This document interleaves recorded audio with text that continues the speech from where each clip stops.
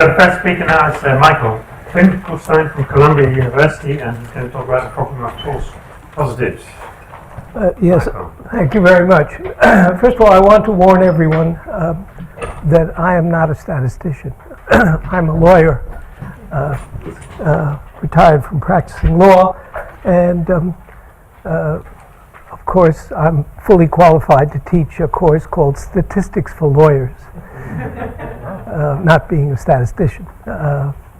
It's the lawyer's version of statistics. And I've taught it all over the place, but usually at Columbia. And actually, at the end of my course each year, we have a mock trial in which a professor of statistics is appointed for each side, and we try a case before a jury of my dwindling supply of friends. And I have some what I think interesting data to report to you about the outcome of those cases. But let me start with bullet lead.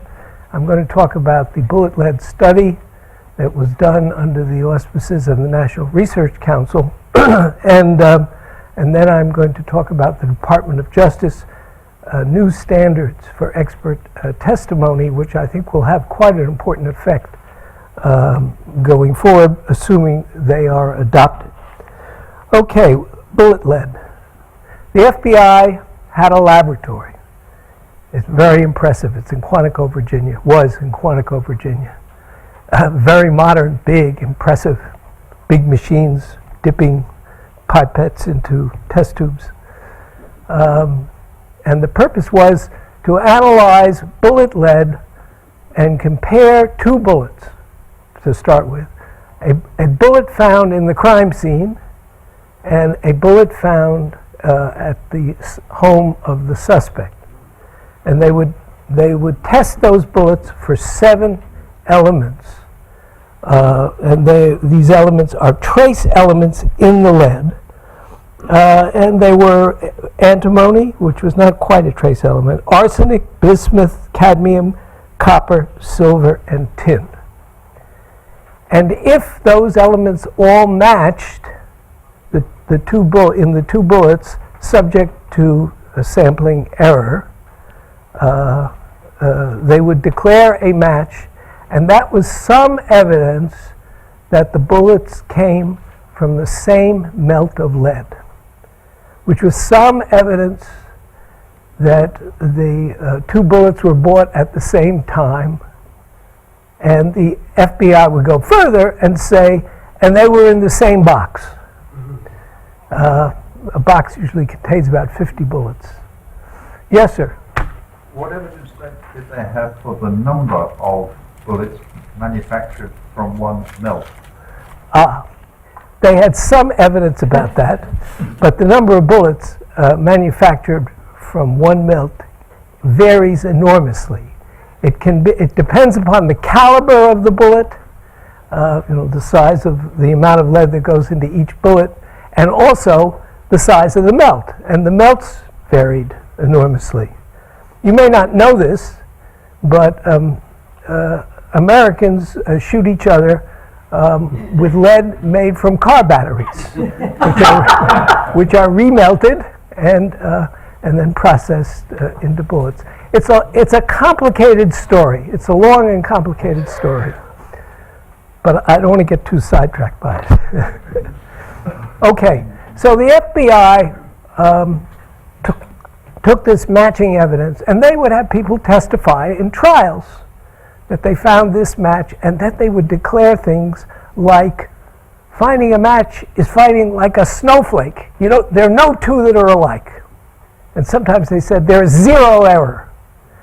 Well, that was sharply attacked by a former employee of the FBI who had left the FBI, and another person, and they wrote article after article criticizing this testimony, which was surely unjustified.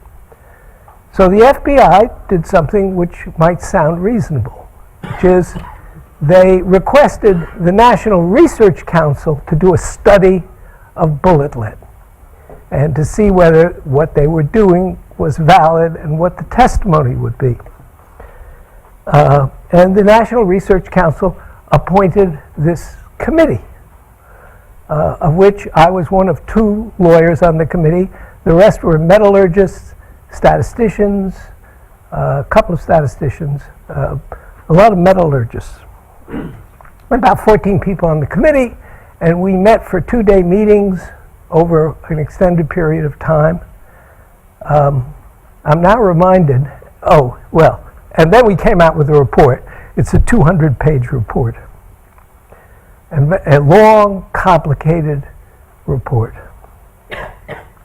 I'm reminded of what they say. A camel is a horse designed by a committee. And particularly a committee of the National Research Council. Because their objectives seem to be to get a report and to get everybody on board for the report. So even if people had sharply divergent views, and believe me, there were sharply divergent views about this, they were somehow going to craft language that would include everybody. And so they did. And this 200-page report is full of inconsistencies, I have to say. Inconsistencies within the report. And I will talk about that in a minute. But the report came out, and the FBI got notice in the press, and the FBI started thinking about the report. And they thought for 14 months. And finally, they issued a 1-page conclusion about the report. Now, I have to tell you what the conclusion of the report was. And I'll read what they said. The report said that this method, which is called CABEL was sufficiently reliable to support testimony that bullets from the same civil, that's compositionally indistinguishable volume of lead, from the same civil are more likely to be analytically indistinguishable than bullets from different civils. More likely to be analytically indistinguishable. But they continued, an examiner may also testify that having CABEL evidence that 2 bullets are analytically indistinguishable increases the probability that 2 bullets came from the same civil versus no evidence of match status. So that was the conclusion of the report. And that's a very important conclusion. Namely, it's a valid, the committee took the position this was a valid technique. The only problem was that when you read the report and you look for support for that conclusion, the entire report goes the other way. So it stands out there as a conclusion, affirmative, and body of report, negative. So it's like the executive summary. Yes. Signed by a committee. Yes. It's a camel of a report. It is a camel. This had consequences. It had consequences because of the next step. After 14 months of cogitation, the FBI said, and I'll read their exact words. This came out on September 1, 2005. The FBI announced that after an exhaustive 14-month review of the recommendations, the FBI decided it would no longer conduct this examination. Quote, one factor significantly influenced the decision. Neither scientists nor bullet manufacturers are able to definitively attest to the significance of an association made between bullets in the course of a bullet-lead examination.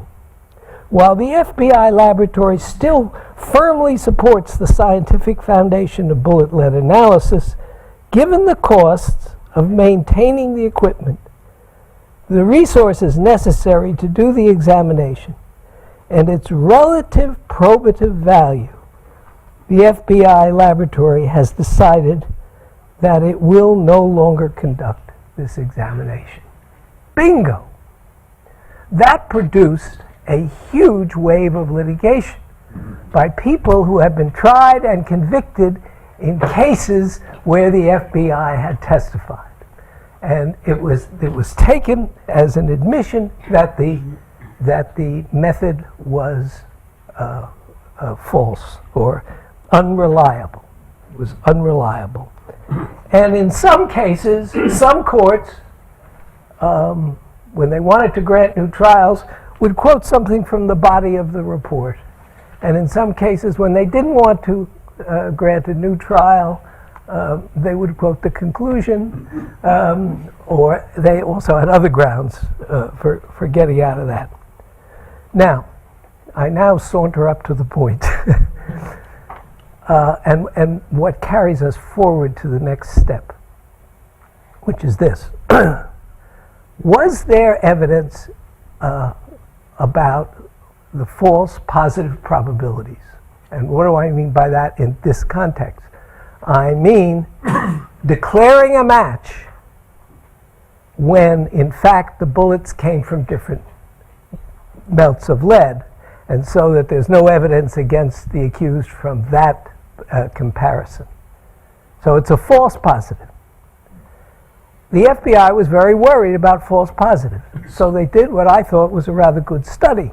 Namely, they took one bullet from each of the cases they had over a 14-year period, and they did one bullet for this reason. They didn't want two bullets from the same melt. They wanted to get bullets from different melts and then ask, what's the rate of positives? And there would be false positives, of course, because these would be from different melts. They got 18 of all their bullets, had around 23,000 bullets in their inventory, and they got a sample of around 1,800. They introduced this in a case when they were challenged, and very significantly, the judge threw it out.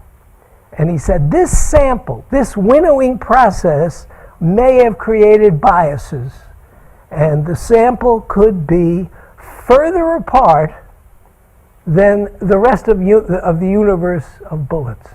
And beside, he said, and of course that would create fewer false positives if it's further apart. And he said, and furthermore, this sample, the universe of bullets out there is so huge, hundreds of billions of bullets made in the United States, that it couldn't possibly capture this variation. Yes, sir? Sorry to interrupt again. What was the basis on which they determined that the bullets were from different melts? Well, what they did is they took it from different cases. Now, they couldn't rule out the possibility that two different cases came from the same melt. No. But at least that gave them what they thought was probably the case, namely, from their different cases. They had about 1,000 different cases, and they could pick, sometimes they could pick more than one bullet from a case where the bullets were from different alloys and it was clear that it had to be from a different melt. So they had this sample of 1,800, some 1,800 bullets. So the judge threw it out, threw out the sample. That influenced the committee. And the committee reached the conclusion that the sample was biased because the bullets in the sample were probably further apart than bullets in the universe from which the sample was taken. And having reached that conclusion, that was in the body of the report, and since there was no support for the calculations which the FBI was making, the evidence was thrown out. Okay. Now, what interests me about this was that, notice, in the report of the committee, there is no room made for statistical evidence, either in the report or in the testimony of the expert. He must testify non-statistically, if you will. I thought that was just an unfortunate consequence of the report. But last spring, the U.S. Department of Justice came out with standards for expert testimony by U.S. lawyers. And that, of course, is very influential in the U.S. It doesn't apply to state lawyers, or it doesn't apply to state experts. But given the importance of the Justice Department, these standards, it's very significant. Now, and here's, they put out different standards for different types of forensic evidence. And I took fibers. I was interested to hear the talk about fibers earlier. And this is what they said about fibers. In the report, they have what is permitted by inclusion in a report and testimony and what is excluded. So they say on fibers, in the backup material to the standards, they make this very interesting comment, which I hadn't really thought of. They say, ironically, the variants described above, and they're talking about all the different kinds of fibers and all the different kinds of influences on fibers and so forth. And then they say, ironically, the variants described above that makes fiber associations meaningful also complicates interpreting its significance. Studies have demonstrated that variation in the microscopic characteristics and optical properties of fibers provides meaningful comparisons. However, due to the many variables involved, the specific number of sources that exhibit the same microscopic characteristics and optical properties as a questioned fiber cannot be determined. In the what's included by way of language now is the following. Inclusion. The examiner may state or imply that the questioned fiber exhibits the same microscopic characteristics and optical properties as the known sample, and accordingly, the questioned fiber is consistent with originating from the source of the known sample or from another item comprised of fibers that exhibit the same microscopic characteristics and optical properties. Hey, get that. Boy, that's damning evidence. It's consistent with the known source or from another fiber that looks like it. What is left of the evidential value of that? Okay. And then they go on. This is inclusion. A fiber association is not a means of positive identification, and the number of possible sources for a specific fiber is unknown. However, due to the variability in manufacturing, dyeing, and consumer use, one would not expect to encounter a fiber selected at random to be consistent with particular source. Very scientific. One would not expect. Okay. Now, then they have individualization. The examiner may not state or imply that a fiber came from a particular source to the exclusion of all others. And now, statistical weight. Since this is for statisticians, the examiner may not state or imply a statistical weight or probability to a conclusion or provide a likelihood that the questioned fiber originated from a particular source. That sounds to me like statistics are out. And I have a definite sense that seems to be the drift. That seems to be the drift. Now, I see I've got a couple of minutes left. I just want to tell you about our mock trials, because I can't resist. Every year we have the mock trial, and we have about 6 jurors, and it's usually some case in which there is some statistical evidence which we fix up. And there's a proponent of statistical evidence and the other side. And the students are assigned to put the statistician on the stand he testified, they have to cross-examine him, and so forth. We go through the whole rigmarole of the trial, and they make a closing argument, open and closing argument to the jury. It all takes a couple of hours. But the results are astonishingly consistent. In every trial, with one exception, the proponent of statistics loses. The jurors, and we ask the jurors, what's the matter? How come? And they say, it just wasn't enough, or, well, we didn't really quite believe it, and so forth.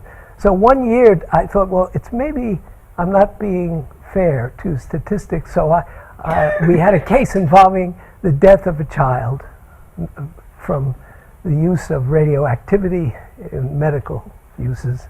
And the question was, did the radioactivity cause the death? Was there a heightened rate? And I got a Broadway actress who was a friend of mine to play the part of the mother who and testified to the death of the child. And she read the transcript and put on an amazing performance. And I'm up there, I'm the judge, I'm up on the bench. And I have two daughters, and this girl was a young girl who died. And she was so affecting, I started to cry. And I thought, well, it doesn't look good to have the judge crying. So I put my hand over my eyes and peeked through my fingers at the jurors. They were all crying. So I thought, oh boy, this is going to come out differently. Jurors went out. They were out a long time. They came back, and as they walking past the bench, one juror says to me, I can hardly face that mother. And it was the same result. They said, not enough evidence for statistics. So the idea that statistics has a damning or powerful effect has to be taken with caution. I guess that's about it.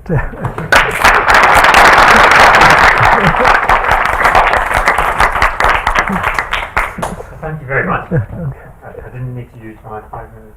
We're glad. So, question is? On the FBI study where they tried to set a base, what was the false positive rate within the bullets from many different samples that they used? Good question. The false positive rate was, there were two false positive rates. One is about 1 in 2,500, and that was when they considered all of them. And then when they considered just those cases in which they had reports on all 7 elements, it went, the false positive rate went way down. It was like 1 in 7,000, Now, I want to add one thing to that. Professor Levin and I was so upset with this report that Professor Levin and I wrote an article about it, and we suggested that the FBI should have taken a more robust approach, and instead of trying to winnow out the different melts, they do a random sample of all the bullets and use the matching rate as an upper bound for the matches with from different melts. In other words, ignore the melt problem and just do an overall study. And when we did that, it was still very small. A couple of questions.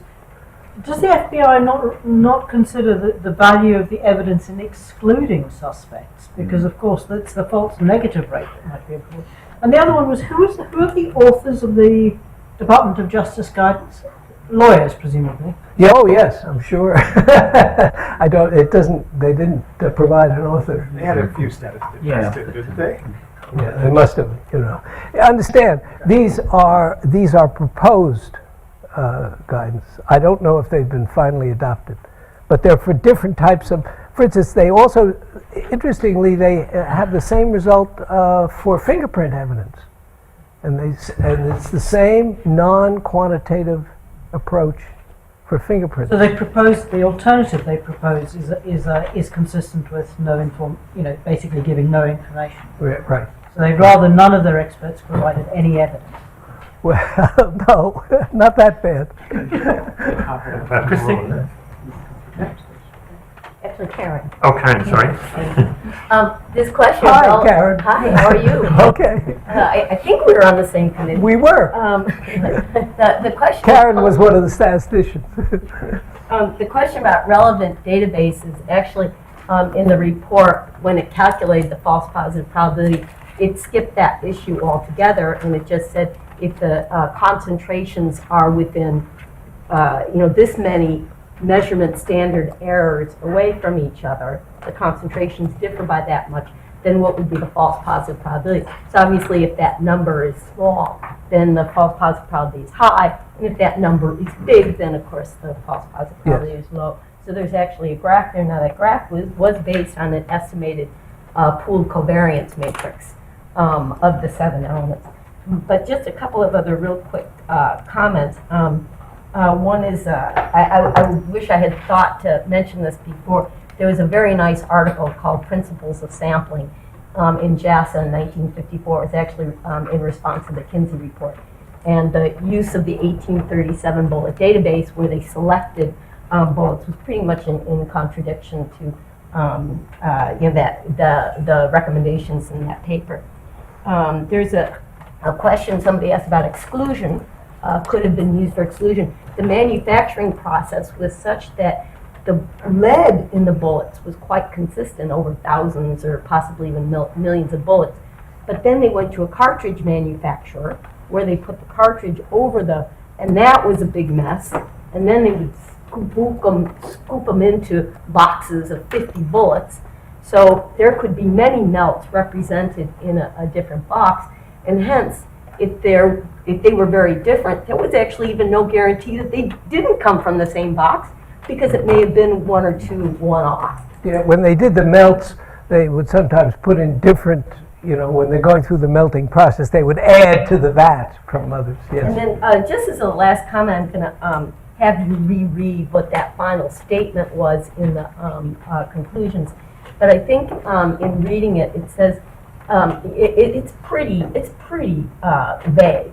I mean, it says, if you use the FBI's inappropriate statistical test, and you saw that, it looked like there was a match between the bullets, that was of some information compared to, quote, no evidence. In other words, if you didn't measure them at all. Right. Well, yeah, if you measure them, you knew something. So that's really what the sentence says. I think if you reread the sentence, it unfortunately had the interpretation that if you measured them using the FBI's test, that's better than if they were different. But that's actually not what it says. It says versus no evidence. In other words, you didn't measure them at all. Thanks a lot. Yeah. Well, very fast. It's not a question, it's a comment.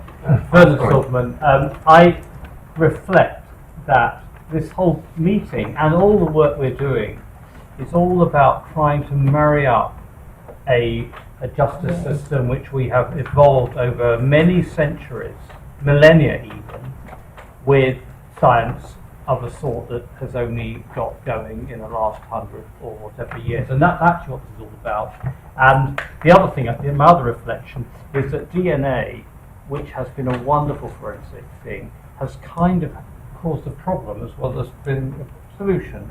And the problem is holding up other scientific approaches, like the one you're talking about, to the same kind of standard as DNA is held up to, which it just can't do. So in other words, you'll never get the kind of match evidence with bullets as you do with DNA. And Yeah. we know that. Yeah. But the trouble is that because of DNA and because of these enormously high match probabilities that you get, it affects the way people think about everything else. That's just the mood music for the whole meeting. Please don't start a discussion. Please don't regard that as a question. No, we'll continue this discussion in the discussion panel. Thank you. So, now I'm going to ask the next speaker to appear. Yeah, thank you.